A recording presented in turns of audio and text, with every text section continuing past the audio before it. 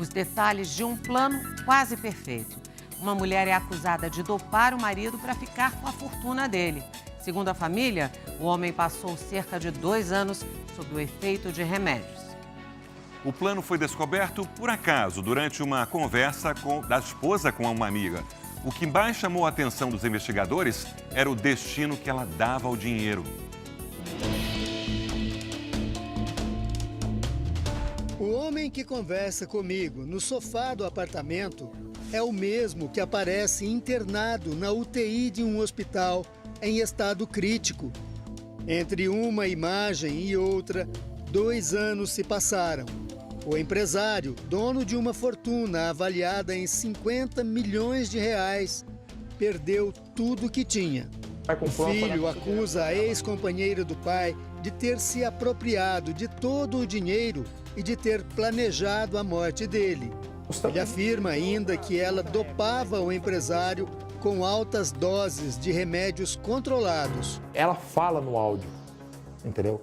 Que ela dopou, que ela tomou tudo do meu pai. Como prova, o filho apresenta áudios em que a mulher admite ter dado os remédios continuadamente. Roubado. Meu ex está tão assim abobado, sabe, que ele foi assinando tudo para mim sem saber. Por quê? Por causa do... Ela comemora ter tomado a fortuna do empresário e conta como planeja gastar o dinheiro com o amante. Eu quero pôr na mão do 200 mil reais por mês pra gente gastar, viajar, passear, andar de iate, como ele gosta, sabe? Ter carro zero todo ano. Com a saúde debilitada, o empresário faleceu no ano passado. Agora a justiça investiga a ex-companheira. Estas fotos mostram o seu Benedito Amaral em diferentes momentos da vida. Ele cresceu na roça e já adulto foi morar em São José dos Campos, no interior de São Paulo. No final da década de 80, seu Benedito morou no Iraque de Saddam Hussein.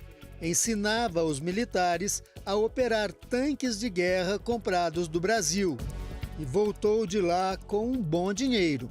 Ele ganhava, na época, como fosse o dinheiro de hoje, isso ele me relatou, né? Que era na faixa de 15 a 20 mil reais. Só que ele foi para lá ganhando 350% de risco de vida, fora o salário dele. De volta, seu Benedito abriu uma loja de compra e venda de carros e também investia em imóveis, terrenos, prédios, fazendas. Benedito Amaral se tornou um homem milionário.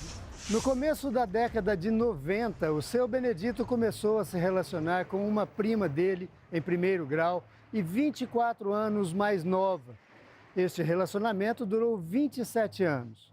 Quando terminou, o seu Benedito não tinha mais nada no nome dele. Toda a fortuna, avaliada em 50 milhões de reais, havia sido transferida para o nome da ex-companheira. A prima, que se tornou amante e companheira, é Elimara de Carvalho, que hoje tem 55 anos. A mãe dela, Aparecida Amaral, é irmã da mãe de Benedito, Maria Amaral. Em São José dos Campos, Elimara é vista como uma empresária bem-sucedida. Frequenta academias, gosta de postar fotos em redes sociais e vive uma vida tranquila. Ou melhor, vivia, até ser acusada de planejar a morte do ex-companheiro. Hoje ela está denunciada por tentativa de homicídio com 2 qualificadoras e está por uso de documento falso. O relacionamento de Elimara e seu Benedito terminou oficialmente em 2017. Na época, a partilha estabeleceu que cada um tinha direito à metade do patrimônio. Mas, segundo o filho, embora separados no papel, Benedito e Elimara continuaram se relacionando. Acabaram se reatando. Aí não foi feita a separação. 2 anos atrás, Fabrício recebeu uma ligação do pai, como se fosse um pedido de socorro, e foi até a casa dele. Esta foto mostra como ele encontrou o pai, deitado numa cama, de fralda e delirando. Meu pai estava assim, com um cachorro na sarjeta, assim, jogado, sabe? O quarto sujo. Na casa estavam 2 mulheres, supostamente cuidadoras contratadas por Elimara, responsáveis por dar a ele altas doses de remédios controlados. O marido da síndica me ajudou a descer com meu pai, coloquei meu pai no carro, saí com meu pai e aí eu internei meu pai. Seu Benedito passou 1 mês na UTI de um hospital da cidade. Quando teve alta, ele passou a viver com o filho. O homem, que teve tantos milhões de patrimônio, só tinha agora o dinheiro da aposentadoria. A ex-companheira conseguiu passar tudo para o nome dela. Foi nessa época que conversei com o seu Benedito. O ano foi 2022. Ele dizia que tinha sido vítima de um golpe e denunciava a ex-companheira. Mas a polícia de São José dos Campos não abriu investigação. E sem uma denúncia formal, a reportagem não avançou. Em setembro do ano passado, seu Benedito ficou doente. Deprimido, andava com imunidade baixa e contraiu meningite bacteriana. Ele faleceu aos 75 anos. Durante quase 2 anos, o filho do seu Benedito fez várias denúncias contra a ex-companheira do pai. Mas a polícia nunca encontrou motivos suficientes para indiciá-la. Até que poucas semanas atrás surgiram novas provas, áudios gravados pela própria Elimara, onde ela conta como agiu para se apossar de toda a fortuna do empresário. Pensa, que ex-marido daria tudo para ex-mulher assim, sabendo que a ex-mulher tem outro homem? Porque meu ex está tão assim abobado, sabe, que ele foi assinando tudo para mim sem saber. Por quê? Por causa dos que é a desgraçada maldita dos infernos.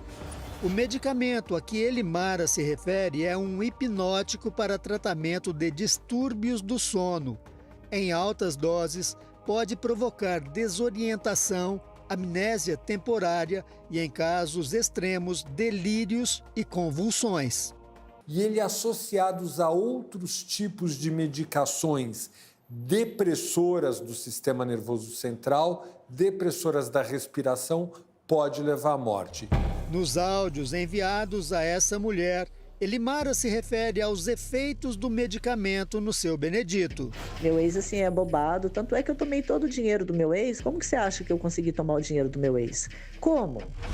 Ela conta como fazia para que o empresário, sob efeito dos medicamentos, assinasse alguns contratos.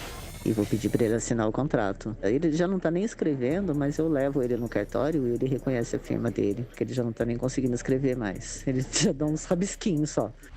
Neste trecho, a empresária diz que durante muito tempo foi agredida por Benedito Amaral.